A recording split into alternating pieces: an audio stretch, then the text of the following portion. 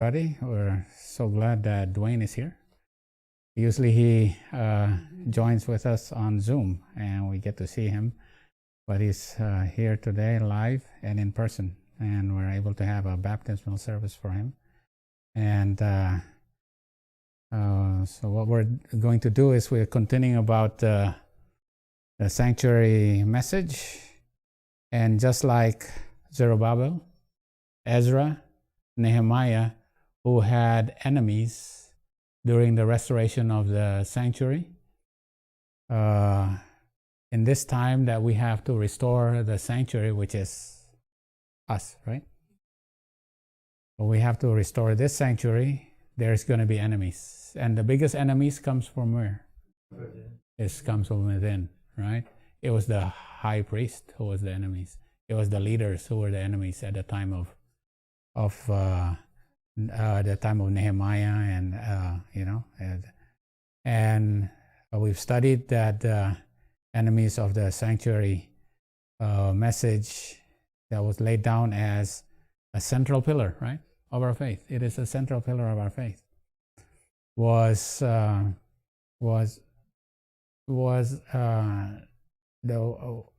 opposed by multiple leaders, right? Starting with Dudley Canwright, and then E.F. Ballinger and his brother. Also during the 1919 Bible Conference, Leroy Fromm's questions on doctrines, and now we're studying about Desmond Ford, right? Okay. So we've been studying about Desmond Ford specifically because sometimes we heard about it, but we don't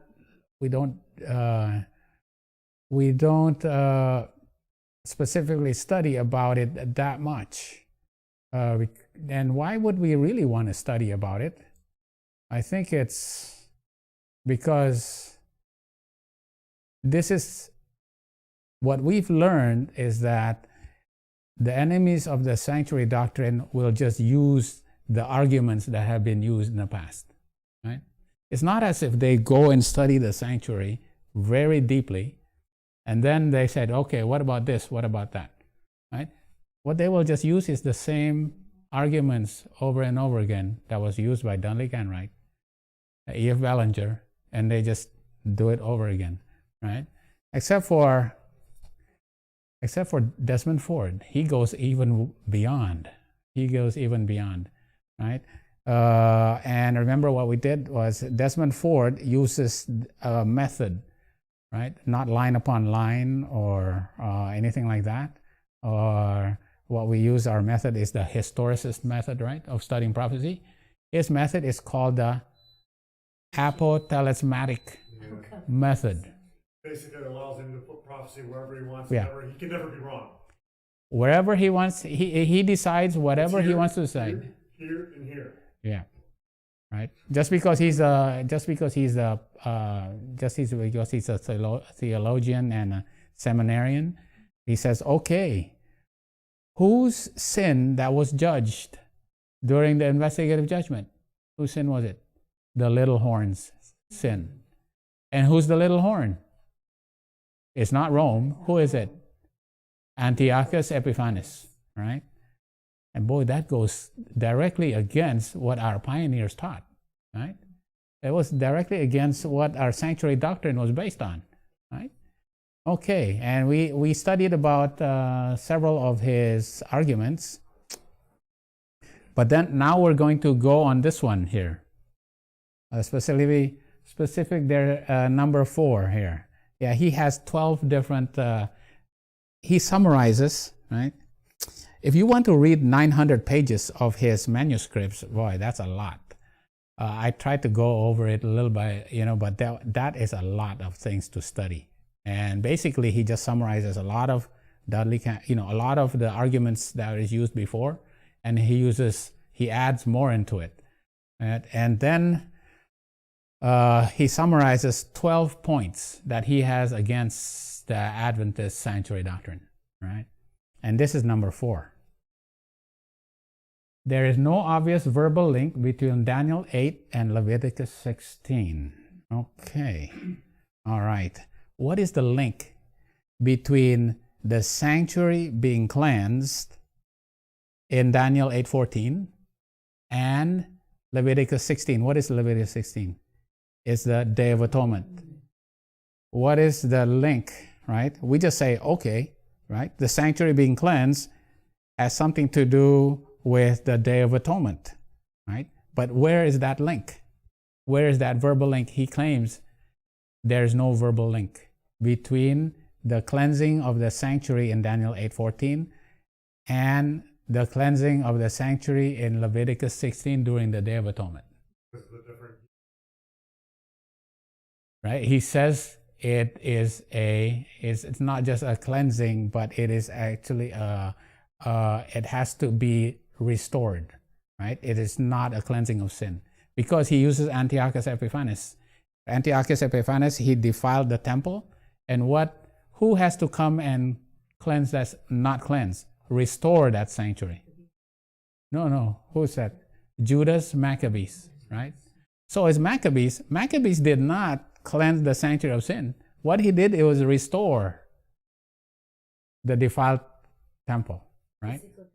Physical temple, right? It was Judas Maccabees. So it's not actually a cleansing of sin, right? This is his argument, right? Because Daniel 8:14 is not talking about the cleansing of the sanctuary by Jesus in the most holy place in heaven.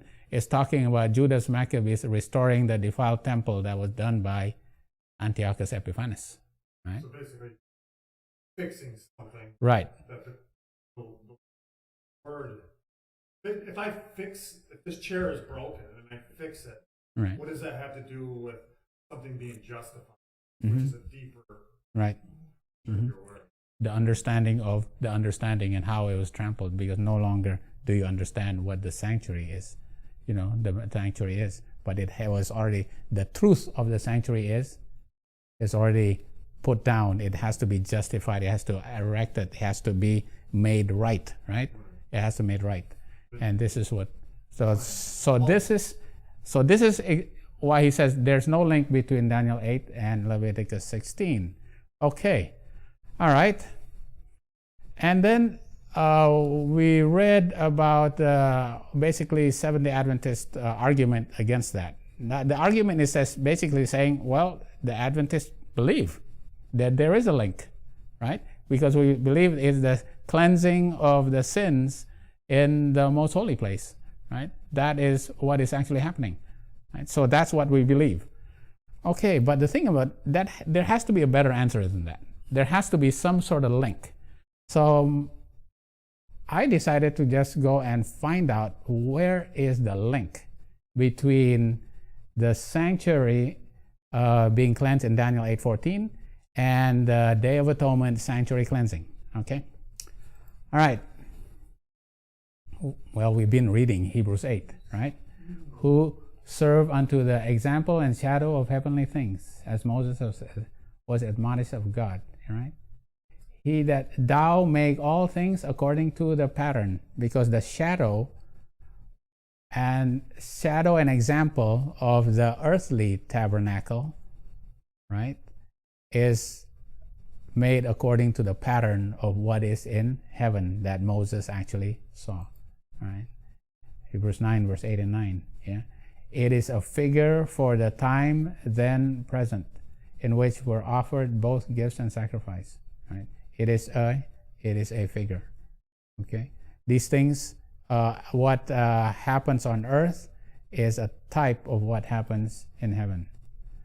Through the sacrifice and offerings brought to the earthly sanctuary, the children of Israel were to lay hold on the merits of a Savior to come.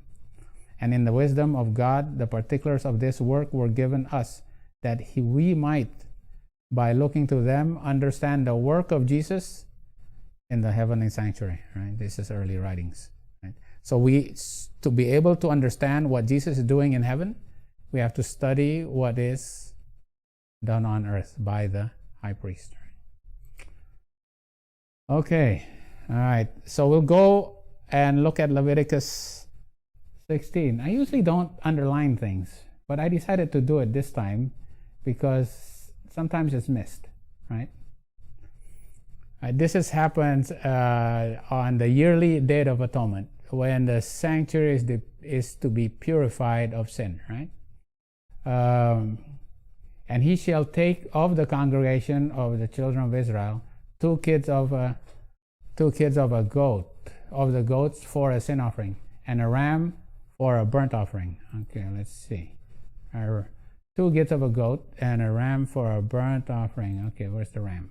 All right. And Aaron shall offer his bullock for the sin offering. Where's the bullock? There you go. Really not a bullock, but anyway. For the sin offering, which is, okay, this is very important. The bullock is a sin offering, what? For himself, right? This is very important, for himself. And make an atonement for himself, right? Because he has sin, right? Not only does he have sin in his own sins, but he's been, right, he has the congregation's sin, that's the thing, right? And for his house. And he shall take the 2 goats and present them before the Lord at the door of the tabernacle of the congregation. And Aaron shall cast lots upon the 2 goats, one for the Lord, right, and the other for the scapegoat, which is Azazel. And Aaron shall bring the goat upon which the Lord's lot fell and offer him a sin offering. Okay, so the goat that is for the Lord is offered for a sin offering. Okay, that's it. Remember, Aaron is a man who has sinned, right? So he has to offer a bullock for himself, right? It is atonement for himself and for his house. Okay. Right, and then and the blood is sprinkled. Okay, the blood is sprinkled on the altar of burnt offering. All right, so those are the 2 lots, right? Lots. Okay, the thing about it is here I put does Aaron actually touch the head of the goat or the bullock? He does not, right? He does not touch, right? All right, he does not touch. So this is actually not a transferring of sin into the holy place, right? This is to cleanse the sanctuary of sin. This is to cleanse the sanctuary of the sin that is already there, okay? For his sin. But the goat on which the lot fell to be the scapegoat shall be presented alive before the Lord to make an atonement, right? See this. What does it say? With him, right? See, that's the scapegoat. Is the scapegoat, does it make atonement for anybody? No, it is not, right? Right? This is the scapegoat, right? It is to present it alive, right? It does not die, right? Because only through death and the remission of sin is sins, right? Is sins blotted out, all right? Okay, so this it becomes a big problem because a lot of the Protestants will say, you know what, you believe that the scapegoat actually makes atonement for, right? Yes, that's what they say. They say that the Adventists believe Satan bears our sins. That Satan bears. But the thing about it is, the scapegoat does not make atonement for us. It is make atonement with, right? Yeah. Right. Yeah. Right? Because it's, for one thing, there's a big difference, and that's why it has to be with him, right? And let him go for a scapegoat into the wilderness. And Aaron shall bring the bullock of the sin offering, which is for himself, and he shall make an atonement for himself and for his house, and shall kill the bullock of the sin offering, which is for himself, and he shall take the censer full of burning coals. Right? Okay. So he kills the bullock, right? He does not touch that bullock. He takes the censer, right? And he goes into the most holy place, right? He goes into the most holy place. And what does he do?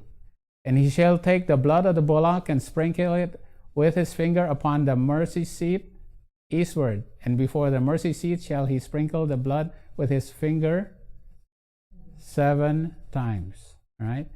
Before the mercy seat, or so it's before the mercy seat. So this is the thing that we a lot of times forget, that there is the law of Moses also that is kept in the side of the ark, right? That it is outside of this ark. This is why it is sprinkled one time. It is sprinkled once with his finger upon the mercy seat eastward. It towards the east side. Okay, so he has to sprinkle it towards the east side. Why towards the east side? Where does sin come from? It comes in from one door, right? The sin comes in from that door, right? So, and it is deposited in the holy place, right? So when it is used, this blood is to use to cleanse the sanctuary. It's what it's saying is that it's cleansing the holy place, which is on the east side of the most holy place, right? All right. So the mercy seat is sprinkled once, and what's under the mercy seat? The ark, which is the 10 Commandments, right? Or the 10 Commandments. Okay, and then it's before the mercy seat, he shall sprinkle the blood with his finger 7 times. And we know there is the law of Moses, right? That is beside the ark. Then he shall kill the goat of the sin offering, and he does the same thing again. So this is the blood of the bullock and the blood of the goat. The bullock is for himself, and the goat is for who? For everybody, for the congregation, right? It's for the congregation. The bullock is for himself. The blood of the goat is for everybody, all right? So the 2 outside. No, it's outside, right? And then he brings the blood, right? So he kills the bullock for himself, and he kills the goat. Remember, there's 2 goats. One, he kills that one goat dies for the sins of the people, right? That he does not touch the head of that goat either. He goes in, and with that blood, he cleanses by sprinkling in the most holy place, so that he can cleanse the sanctuary, the holy place. He has to cleanse that tabernacle, right? Right. He has to cleanse that tabernacle. Okay. On the Day of Atonement, the high priest, having taken an offering for the congregation, went into the most holy place with the blood and sprinkled it upon the mercy seat, above the tables of the law. Right? Why? Thus, the claims of the law, which demanded the life of the sinner, were satisfied. Right? So he had to sprinkle it here once. Right? This is to satisfy the claims of the 10 Commandments. What? That if you sin, you have to die. All right. Okay. Jesus suffered the extreme penalty of the law for our transgression, and justice was fully satisfied. The law is not abrogated. It has lost not one jot of its force. Instead, it stands forth in holy dignity. Christ's death on the cross testifying to its immutability. Its demands have been met, its authority maintained. So even though he died on the cross, right, it satisfied the demands that there is a death. But here, there is still a demand, right, that the sinner still has to die. So on the cross, what did Jesus satisfy? Whose death? Yeah, which death? The eternal death. The eternal death. What about this death then?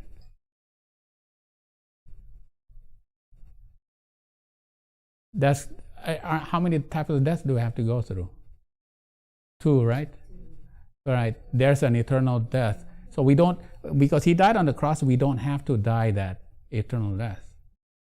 This one satisfied the what? The death, right, of our physical death. Our physical death, right? So this means that even though we have to die, we will be resurrected physically, right? It satisfied the demand. We don't have to die physically forever. We will be resurrected physically. It satisfied the demand of the law. So this is the death. So why did he have to sprinkle 7 times beside the ark? Because there's the law of Moses, right? Right? Why did he have to sprinkle it 7 times? Right? That's the answer is very good, because when you say perfection, obviously 7 is the number of perfection, okay? Yeah, the number of perfection.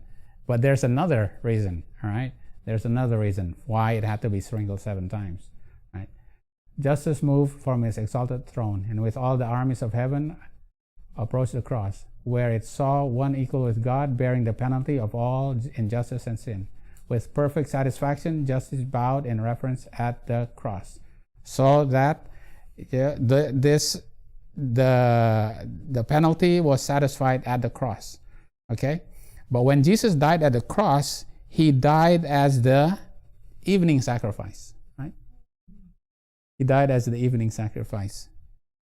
What happened during the morning sacrifice? Right, the morning sacrifice. No. Right. So the evening sacrifice is what time of the day? In the midst of the evening. It's at 3 p.m. Right? What happened in the morning sacrifice? Because he has to be the morning sacrifice as well, right? Jesus is the morning sacrifice and the evening sacrifice. What happened in the morning sacrifice? He had to go through the tribunals, right? At 9 o'clock, from morning all the way until noon, that's around the time of the morning sacrifice. Well, how many tribunals did he have to go through? 7 tribunals. Why 7? Because the law of Moses says if you break the covenant, you have to suffer 7 times, right? And the law says if you break the law of God, you have to die, right? He died 1 time, right? He died on the cross 1 time, but he had to suffer 7 tribunals during the morning sacrifice, right? So you see that at the time of Jesus, right? Because he suffered on the cross, he died, and then he also had to suffer 7 times, right? Suffer 7 times. Okay, all right. Let me go, right? Right. So he has to sprinkle here 1 time, and then he sprinkled here 7 times. Then, because during the daily sacrifices, the blood was touched on the horn and also sprinkled in front of the veil 7 times also, right? Yeah. That's how the blood was brought in, right? And that's how the sin was brought in. So to cleanse this, first he had to sprinkle it once here on the law and 7 times on the Moses law, right? And then he will go out, and then he would touch the horn, and then he would sprinkle in front of the veil. That way, now he's now able to bear all the sins, right, that had been transferred here. Now he transferred it to himself, right? Now he can transfer it to himself.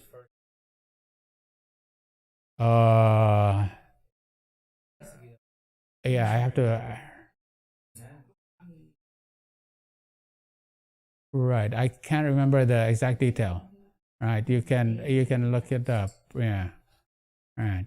Okay, but what he does is he actually touches on this horn, and then he sprinkles as well. In which sequence I can't remember. All right, I can't remember now. You can look it up in Leviticus 16. Okay. All right, but how is the blood also enters? By him, by a priest actually eating, right? But the priest also has to have the sins transferred into the holy place as well. So the sins of how the priest actually has the sins that is in him transferred is by killing a bullock, and the blood of the bullock is actually then sprinkled as well, right? And that's how all the sins of Israel is transferred.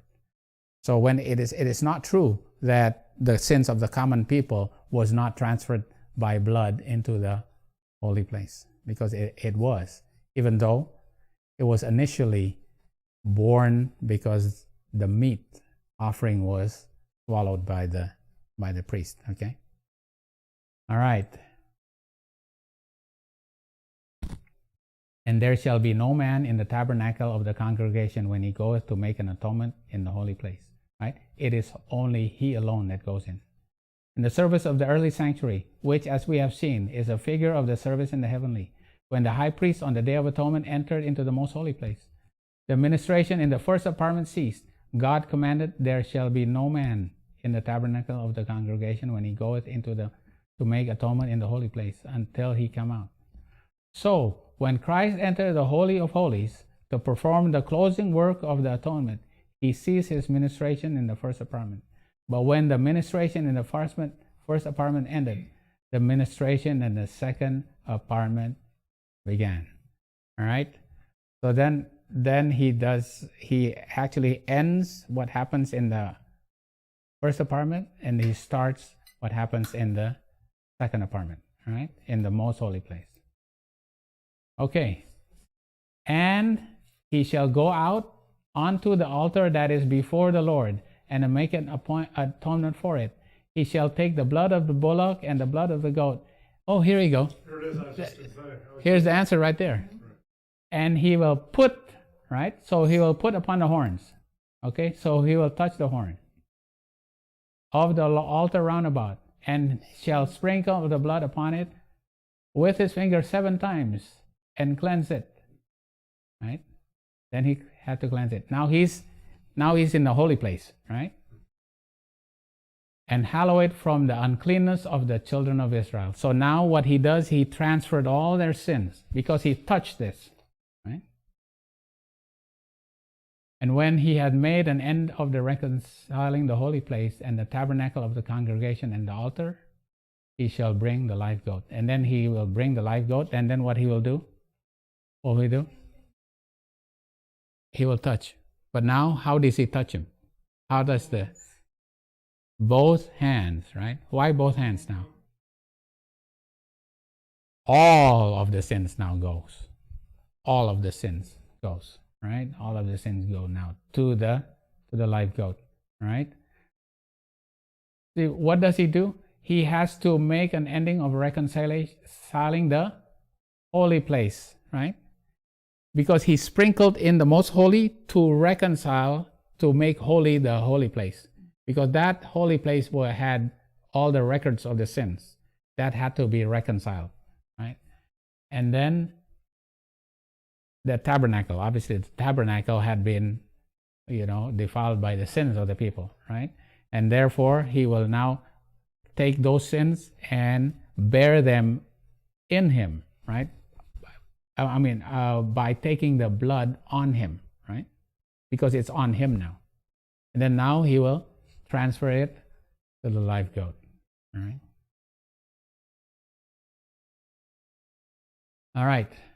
Now, I have to put this Deuteronomy 29 and Deuteronomy 28 here specifically because this is the part of the law that was read to Josiah. Remember Josiah? He was the one that rebuilt the temple. because his fathers had defiled it, and now he found, while he found the law, what? In the most holy place. It was right beside there. It's outside, right? It was in the most holy place. While they were renovating it, they found that this law, and it was the book of Deuteronomy. And so what was it that it was read to him by Shaphan the scribe, and it made him, right, so worried. Oh, what is it? It's, this is going to happen, right? All right. Right, yeah. So we have it in Deuteronomy 28, 29, and 28, right? I'm going to read it from here. Okay, because what you have done is you have, all your fathers had served other gods and worshipped them, gods whom they knew not and whom he had not given unto them. And the anger of the Lord was kindled against this land to bring upon it all the curses that are written in this book. And the Lord rooted them out of their land in anger and in wrath and in great indignation, and cast them unto another land as it is this day. Because you have worshipped other gods, the Lord will bring all these curses in anger, in wrath, and indignation. You have to, this indignation is very important, right? This indignation is very important. Right? So what are all the curses that are written in this book? Right? You go back one chapter, and here are the curses.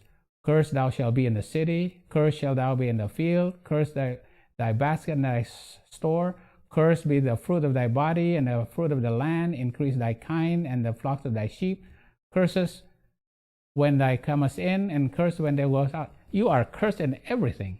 The Lord shall send upon thee cursing, vexation, and rebuke. Right? Everything. You have curses, anger, wrath, indignation, curses, and everything that you do with vexation, rebuke. Right? These are the things. And what is going to happen? You will be cast out to another land. So he goes, oh no, we are going to be made captive. Right? Because all of that we have done. All right. And then you go back to Leviticus now. And if ye will not for this hearken unto me, but walk contrary to me, then I will walk contrary unto you, also in fury, because you have not obeyed my laws. Even I will chastise you 7 times for your sins. And ye shall eat the flesh of your sons, and flesh of your daughters shall ye eat. And I will destroy your high places, and cut down your images, and cast your carcasses upon the carcasses of your idols, and my soul shall abhor you. I will make your cities waste, and bring your sanctuaries into desolation. I will not smell the savor of your sweet odors. See, this is the burnt offerings, right? Your burnt offerings are useless to me. I will bring the land into desolation, and your enemies which dwell therein shall be astonished at it. And I will scatter you among the heathen, right? I will send you to another country, just like Deuteronomy 29. And I will draw out a sword after you, and your land shall be desolate, and your city waste. Then shall the land enjoy your Sabbath. Because you have broken my law, you have worshipped other gods, and what have you done? You have not let your land rest, right? As long as it lieth desolate, you be in your enemy's land. Even then shall the land rest, enjoy her Sabbath, right? And this is the principle of the 7 times, right? You will have to go to that land for every 7 years that you do not let the land rest. You have to owe me 1 year. You have to let the land rest 1 year for every 7 years that you do not let it rest, right? And as long as it lieth desolate, it shall rest, because it did not rest in your Sabbath when you dwelt upon it, right? And that's why they had to go to Babylon how many years? 70 years, because they had not let the land rest for 490 years. And that goes by all the way back to Saul, right? From the time of Saul. From the time of Saul until all the kings did not let the land rest. That's why they had to go to Babylon for 70 years. And these are the curses of the law that was written in the book of Moses, right? 7 times. And that's why it had to be sprinkled 7 times. You have to suffer 7 times. That's why Jesus had to suffer during the morning sacrifice 7 times. So when you sin, not only do you have to die, but you have to suffer also, right? And Jesus will actually save you, right? Okay, I will, even though you are suffering 7 times, when do we have to suffer 7 times? 7 last plagues, right? You have to go through that, but I will save you from that 7 last plagues, right? You may die, but I'm going to resurrect you, right? All makes sense, right? You have to suffer and you have to die because you have sinned and broken my covenant, right? Okay. Now we go to Daniel 8. So that's in the Leviticus 16. That's the Day of Atonement, right? Sprinkle 1 time, sprinkle 7 times, right? You see that? Okay.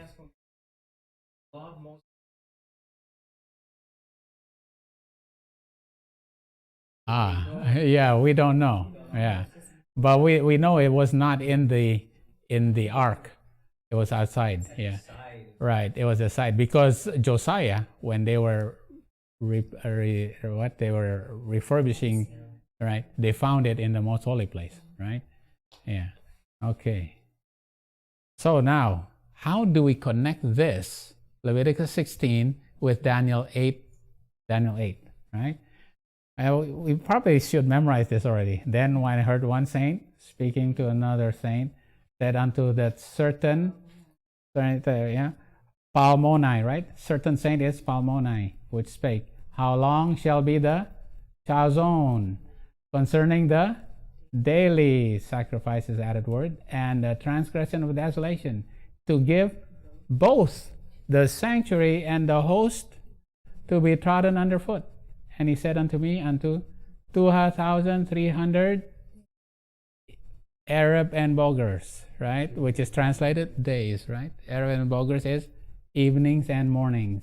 Then shall the sanctuary be cleansed, right? And you read it. And it came to pass, when even I, Daniel, seen the vision and sought for the meaning, beheld there stood before me an appearance of a man. And I heard the man's voice between the banks of Ulai, which called and said, Gabriel, make this man to understand the chazon. So he came near where I stood, and when I came, I was afraid and fell upon my face. And he said unto me, understand, O man, son of man, for at the time of the end, this is Moed, shall be the vision. Okay, I forgot this. Okay, is this chazon or is at the time of the end shall be the? Is it verse 16? Make this man understand, right? No, this is the chazon, because then he says, okay, then he says, right, the ram is what, and the he goat is what, because is it RA or yeah, because it's to understand the chazon. Now in Daniel 9 is when he says, now make this man understand the mare. Right. I thought he said it twice because he didn't actually give him. He was working on getting there to give him the understanding of the mare, but it didn't happen. So it had to come back in 9 to finish it. Right, because you sword right there. Check and see. Yeah, I have to open it up. Mare. Is it mare? All right. Okay. Make this man understand the mare. Oh, make a man to understand so mare. Twice he doesn't complete it because he gets sick. Remember? Right. Yeah. So he didn't get to. He had to go. He didn't understand. He had to go through the hazon first. Right. To be able to understand. Yeah, he doesn't understand the mare. And he gets sick. He doesn't get to complete it. So then he has to come back. Yeah. To finish the mare. Okay. Thank you for clarifying that. Yeah. The thing that I wanted to make sure we got to was this part right here. Right? The last end. So he came near where I stood, and when he came, I was afraid and fell upon my face. But he said unto me, understand, O son of man, for at the time of the end shall be the vision, and that's a what? Is that a mare? Verses 17. Shall be the vision.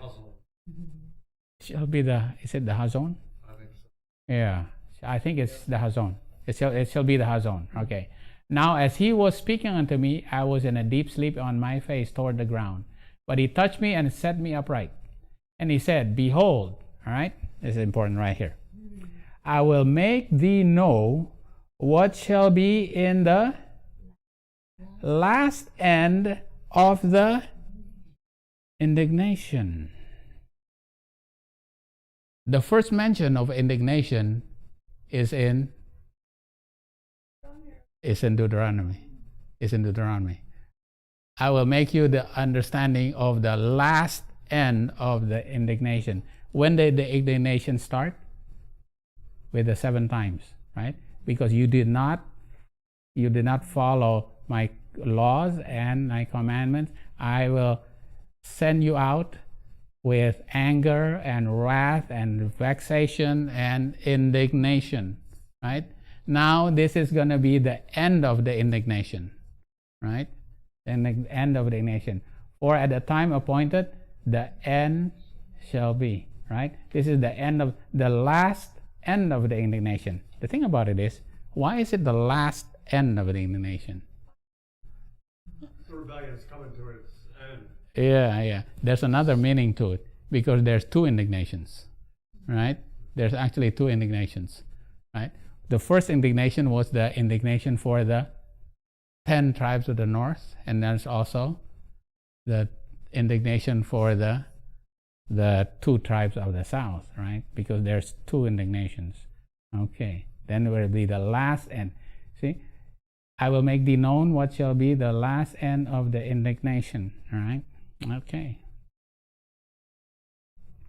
So, we know 723.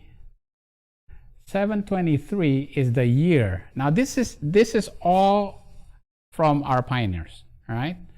723 is, we know, is when the 10 tribes of the north was taken captive by Syria, right? By Assyria, right? Was taken captive by Assyria, right? And this started there. This is the indignations, right? They started their indignations, okay? This is the 10 northern tribes, 723. And they were scattered, right? They were scattered. And were they ever gathered? No, they're physically never gathered again, right? What about for the southern tribes, the 2 tribes, right? Right. What happened in 677? Manasseh, right? What happened? Who was Manasseh? This is we do it. We keep doing this because this is so important. He was the first king that ever put idols of Baal in the temple, right? He was the first one that trodden underfoot the sanctuary, right? And after that, it was Babylon, Greece, Medo-Persia, Rome, right? And all that, right? So the sanctuary was first trodden underfoot in 677, right? But, right, all these indignations, right? This is the last end of the indignation in 1844, right? Right. Okay. So this is for the sanctuary, right? The sanctuary was trodden underfoot, right? And when the daily and the transgression of desolation, when will it stop trotting underfoot? The host and the sanctuary, right? This is the host, right? The host being trodden underfoot, right? This is the sanctuary being trodden underfoot. And the answer was, and the sanctuary shall be cleansed at the end of the 2300 days, right? So Daniel was sitting here, right? In 457. And he saw this vision, right? He saw the ram and the he-goat, right? And he saw that from the going forth of the commandment shall be 2,300 days. And the 2,300 days ends in 1844. That's when the sanctuary is cleansed, because it was first trodden underfoot in 677, right? And the host was trodden underfoot in 723, right? by all these nations, right? Eventually ending with the little horn. And what happened in 1798? The deadly horn. The horn received a deadly wound, right? So that the horn could not trodden underfoot the host, right? And it's so amazing because, all these things fits, right? So these things are called the 7 times, and we know it as 2520, right? These are the 7 times for the northern kingdom, because the host was trodden underfoot, right, until 1798, and the sanctuary was trodden underfoot for 7 times also. Okay, all right. So we have 1798 and 1844. This is eventually when the sanctuary was cleansed. And this is the last end of the indignation, right? The last end of the indignation. So this is for the host, right here. The host is no longer trodden underfoot. And this is for the sanctuary, no longer trodden underfoot. The sanctuary had to be cleansed by sprinkling it in the most holy place, once on the altar and 7 times in front of the altar, right? Where we know there is the law of Moses right there, right? There's the 7 times, right? And then the host, right? The congregation, the people were atoned for, right? All their sins were atoned for, right? Because they was sprinkled 7 times in front of the veil, and also the horn was touched, right? I was just thinking, this horn was touched. The little horn received a deadly wound. There's some sort of connection right there, right? Yeah. Right. Okay. And so, as far as knowing all these things and seeing this, then you can see how there is a connection, right, between the cleansing of the sanctuary, right, here, and in 1844, which is at the last end of the indignation, and then how that connects with the Leviticus 16, where the blood has to be sprinkled 7 times, right, to satisfy the demands of the law, right, that you have to suffer your indignation, right, your vexation, your wrath, your scattering, and eventually you will be gathered again, right? All right. Wow. So you have any questions, right? So that's how we can connect Daniel 14 and Leviticus 16, right? Daniel 8 with Leviticus 16, right? Yeah. Okay. Anything else to add? Yeah, because these things, after studying for so many years about all these prophecies, and now putting it together with the sanctuary, now you can connect things a lot more, right? There's when people say, okay, there's a cleansing. If there's a cleansing here and there's a cleansing here, well, they must be connected together. All right? Do you just believe that by faith, or you actually have some sort of, and this is what I've tried to do here, is just to see where we can find the literal connection.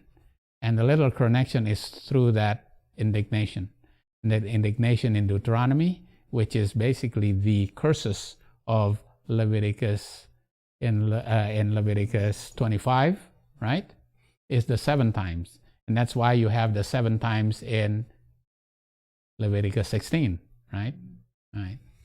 Okay. And that's the last indignation where the sanctuary is eventually cleansed, right? This is the beginning, because the last of the indignation, so that the sanctuary can now be cleansed now.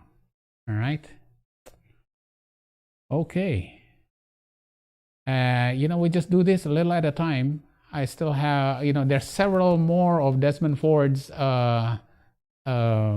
points that he has against the sanctuary doctrine. Well, we'll just do it next time. I can't remember what I already prepared it, but I'm not going to go through it this time because, to give you the understanding, it's another Bible study, I guess, for next time, right? And that is a more sure word of